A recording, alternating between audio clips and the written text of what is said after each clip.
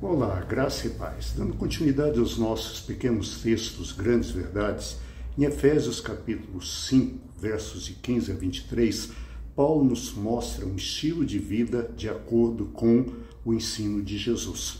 Ele diz assim: tenham cuidado com a maneira como vocês vivem, não sejam como os insensatos, mas como os sábios. Aproveitem ao máximo cada oportunidade, porque os dias são maus. Portanto, não sejam insensatos, mas procurem compreender qual é a vontade do Senhor. Não se embriaguem com vinho, que leva à libertinagem, mas deixe-se encher pelo Espírito, falando entre si com salmos, hinos e cânticos espirituais, cantando e louvando ao Senhor de coração, dando graças constantemente a Deus por todas as coisas, em nome do Senhor Jesus Cristo. Sujeitem-se uns aos outros por temor a Cristo. Paulo faz um paralelo entre a insensatez e a sabedoria, lembrando que insensatez é sinônimo de loucura. Então Paulo faz esse paralelo entre a insensatez e a sabedoria, entre os que buscam conhecer a vontade de Deus e aqueles que procuram andar pelos seus próprios caminhos, entre aqueles que se embriagam com vinho e aqueles que se embriagam com vinho e os que se deixam encher pelo Espírito Santo. E é interessante lembrarmos que, como Jesus nos ensinou, a autenticidade da fé se manifesta no estilo de vida que se adequa à vontade de Deus. O cristianismo não é um conjunto de belos ensinos, é um conjunto de ensinos acompanhado de prática. Como eu tenho insistido muito, é uma ortodoxia, doutrina certa, numa ortopraxia, numa prática correta. Isso é o cristianismo.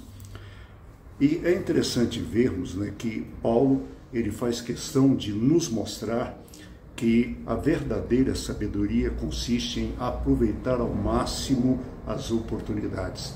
Paulo diz que o tempo é mau, e o tempo que nós vivemos é mau, mas o tempo dá sinais. Por isso devemos aproveitar o tempo e viver correta e honestamente no tempo.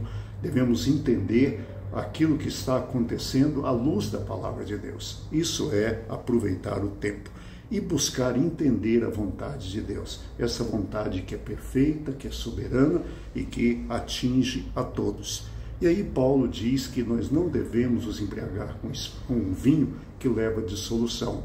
Os que se embriagam com vinho perdem a consciência, mas são dominados pelo vinho. Aqueles que se deixam encher pelo Espírito Santo também são dominados, mas pelo Espírito Santo de Deus. E aí Paulo nos mostra que encher-se do Espírito Santo leva a pelo menos 4 coisas bem básicas e diretas. Primeiro, comunhão mútua. Quando nós somos cheios do Espírito Santo, nós nos agrupamos e nós temos total e inteira liberdade de ter comunhão uns com os outros. Segunda coisa, louvor a Deus. Quando estamos cheios do Espírito Santo, nós louvamos a Deus porque Deus está em nós, porque nós nos sentimos constrangidos e compelidos a louvar ao Senhor. Terceira coisa, ação de graças. Quem é cheio do Espírito Santo é grato.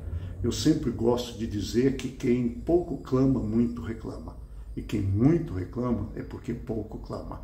O Espírito Santo, ser cheio do Espírito Santo, implica em estar sempre sendo gratos ao Senhor, cheio de ação de graças. E por último, leva à sujeição mútua. Quando você é cheio do Espírito Santo, você não quer dominar os outros, mas você é servo dos outros. Jesus se fez servo e nós devemos ser servos também.